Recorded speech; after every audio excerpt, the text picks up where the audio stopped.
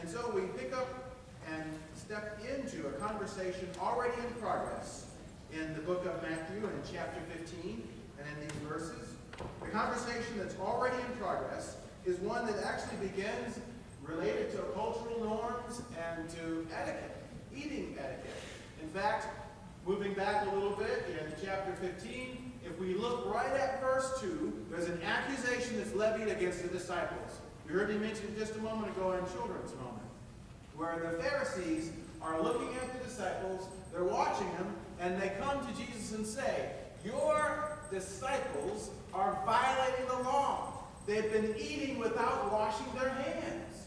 Why do your disciples not wash their hands before they eat? And that's the cultural norm and conversation that we're stepping into. Now, I'm going to ask rhetorically, just to kind of gauge how we're doing. You don't actually have to answer, but how many of you wash your hands before you eat? How many try to do that? And how many of you actually do it every single time? We've got some folks. Well, I said you didn't have to answer, but I see some folks are chiming in. That's the cultural norm that we're stepping into. But it actually has much deeper meaning, and Jesus is moving beyond this accusation of not washing the hands before they eat and defiling themselves. But we have these norms, and sometimes we try to adhere to them. As I was moving into the cafeteria when I was in college, got into the salad bar and was about to get some food, looking around the cafeteria, and I see this guy, and he's thinking, and he's pondering, and he's sitting there in front of his food, and he's got his fork in his hand. And as he's thinking and he's looking, and he takes the pronged end of the fork, and he starts scratching his head, and then he proceeds to eat. And I put down my tray and I leave, because I've lost my appetite. But there are cultural norms like that, and there's rules of etiquette in a sense. And so there are oral traditions that the Pharisees want the disciples and Jesus to adhere to. But there are some problems with the expectation and the challenge that they've issued. And it really goes much deeper than eating etiquette. In fact, Jesus says this is not a matter of simple etiquette, it's a matter of the heart. And the way that Jesus gets to that place is he points out that this thing that the Pharisees are upholding and this etiquette that they're talking about is really not as important as other matters related to the heart. What we end up seeing is this kind of dualistic nature of the human heart that Jesus points out.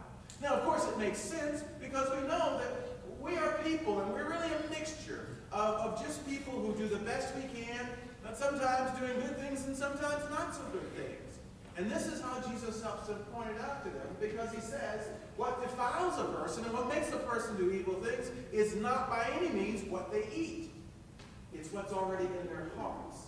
It begins with the heart. And so we look at, for a deeper understanding, what these words are that Jesus is using and how we should understand them.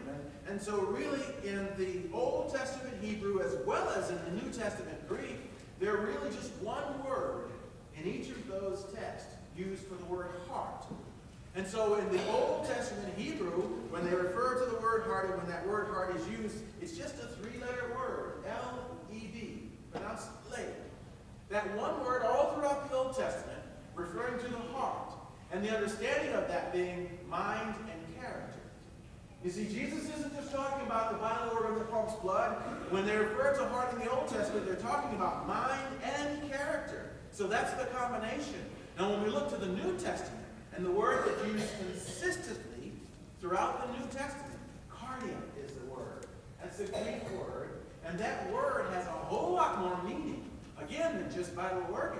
In fact, the associations and connections in the New Testament word with the word heart holds all of these different connotations. It says that what flows from the heart are passion and desires, appetite and affections, purpose and endeavors, emotions.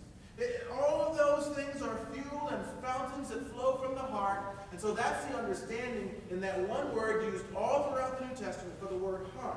So what Jesus is saying is he's not disregarding or dismissing the traditions of the church. He's taking issue with the way that the Pharisees have applied it. In fact, what he says about the Pharisees is, as we look further down in Matthew, he says, you hypocrites. He says, you hypocrites, in reference to the Pharisees, he says, you speak your mouth, but you don't live it with your heart. Now that's a word of warning that we're going to come back to a little later. And that's a word of warning, I think, for the church. But Jesus is talking about these Pharisees and saying, you speak these words with your mouth. And that's really a danger point of understanding what the function of the heart is and this dualistic nature.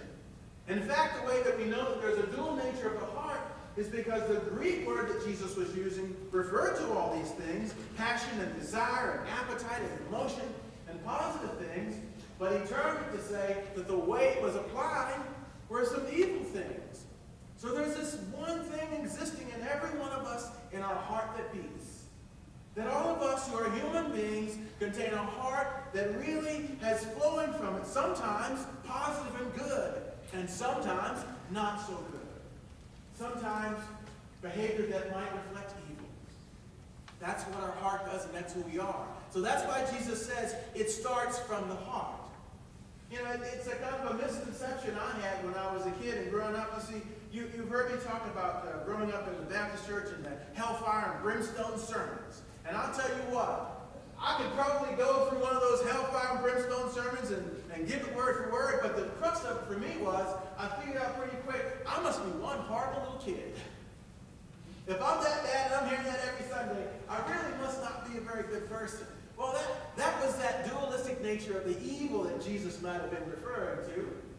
But there's a good referred to it. And the misconception I had was, I thought, well, once I convert and once I give my life over to Christ, I'll be good.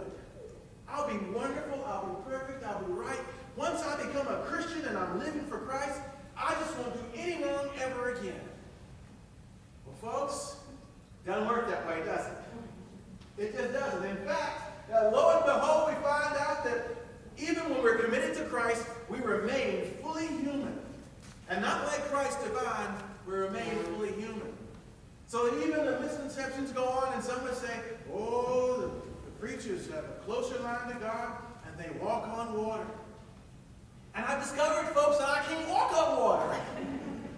I can try to walk on water, but it doesn't work. So just like you, when you're in the water, I'm saying, well, I have to stroke if I want to swim and move across the water. Those misconceptions about the heart and human nature, so that there's this dualistic nature of us, it explains some things, doesn't it? It explains that part about the story of the Good Samaritan, where the person who was expected to do bad did something good. It explains those stories where prophets and people of God who were expected to do good did something that wasn't so good.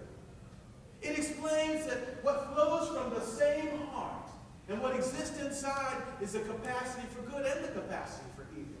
The capacity to be positive and to be influenced by good, and the same capacity to be influenced for negative and not so good.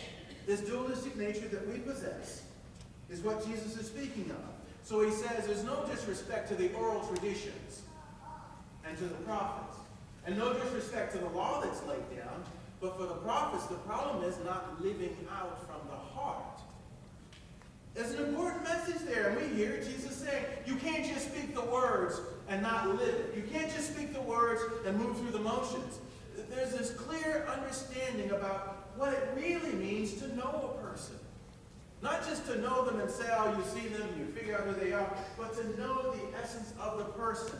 It's been very interesting for Teresa and I, my wife, who is also a pastor and serves congregations, as we enter places and we listen to the scuttlebutt. You know, because you've heard me say, well, Methodists, we can talk now. We can spread some news, and we can spread some scuttlebutt. So serving different appointments, arriving at a place and listening to the scuttlebutt and conversations. Well, what's your preacher like? Well,